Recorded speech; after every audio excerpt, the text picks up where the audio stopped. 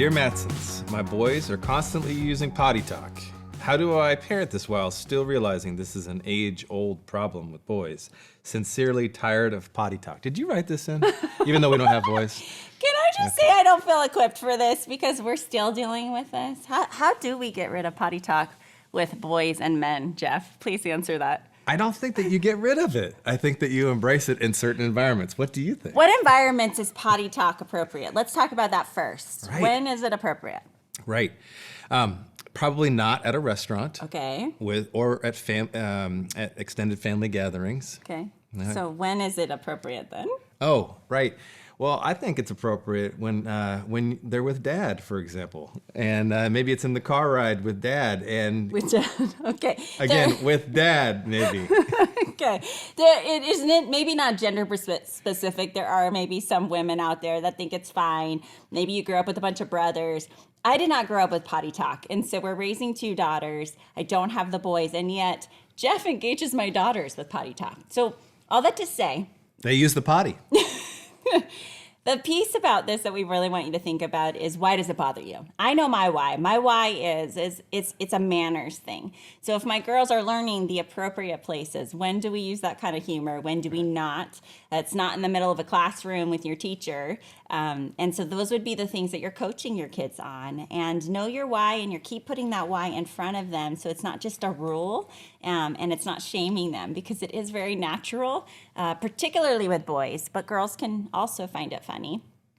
I do have a tactic that I want to give, but we were going to say something. Well, I would just say this too. If you have siblings you have boys and girls in your family, and of course mom's in the picture, as having fun with boys and talking to your boys about potty talk or what have you, and they're having an outlet to do that, you're also the one that's saying, okay, now in these environments, you're also leading them and coaching them in that's not where we're going to do that, right? So you're kind of letting them in on how you regulate the joking that you might be doing as well, and you're coaching them up in that. So you're giving them some outlets, but you're also saying in these environments, we don't do it here, and here's why, right? Yeah. So there's places to joke about it so they feel like they don't have to press the envelope in every environment to get the attention and to joke and to let it just build up and not the whole bit, but they also are learning regulation, and they're learning it from you, Dad and Mom. Whoever has the issue with potty talk. Right, So are you right, talking right. to? Yeah.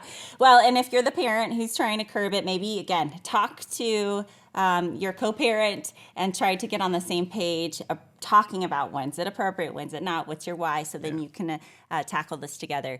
But the tool that I'm always offering, you've heard it before if you've heard any of the other episodes, but it's called the ACT model. So anytime we're trying to curb a behavior, you want to start with acknowledge the emotion or the want that your child is engaging in. So you think that's funny, or you thought that was, Daddy would like that. You're engaging and acknowledging that first instead of just laying down the law.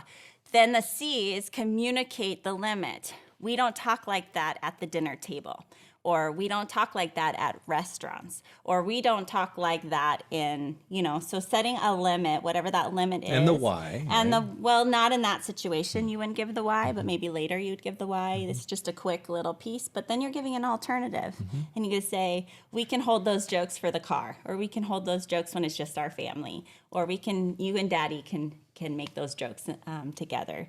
So you give an alternative, and it's not just a hard and fast no. Mm-hmm. It's really, again, and it's not shaming a child and making them feel bad because they think that's funny. Mm-hmm. It's just a matter of helping coach a little bit in a way that makes sense. So you can do that with whether they're 3 years old or they're 15, and it's just really the tone. Can your tone be one of grace? And then, in a neutral time, talk about the why again. Yeah. And I think that, let's just say that there's some crossover where what's happening with, well, in my case, the joking that might happen even with my daughters about potty talk or whatever it might be, could bleed in. They make a mistake, or I make a mistake in the wrong environment. It's you don't want to blow on that like you might blow oxygen from your mouth onto a fire in that space. Just Neutralize rein it it. in, but in a calm and just a non-reactionary way. And then they keep it going. They keep it going, like young boys can particularly do, and want to press the envelope. You just don't react. You just kind of move on, change the subject. And if you have critical mass around the table, they'll suddenly that'll dissipate if they're not getting the attention that they're wanting in that space. And I'm talking about little boys in that space. Yeah. Or older boys. Okay, so let's go on. We love having your questions. We're grateful to be able to join you in the parenting. We're doing this in real time, as you can tell, bringing you the clinical, biblical, and relational wisdom the best that we can. So leave your comments, your reviews. We'd love to hear from you. And in the meantime, we really do believe that God has equipped you to be the right parent for the job, and we're here cheering you on.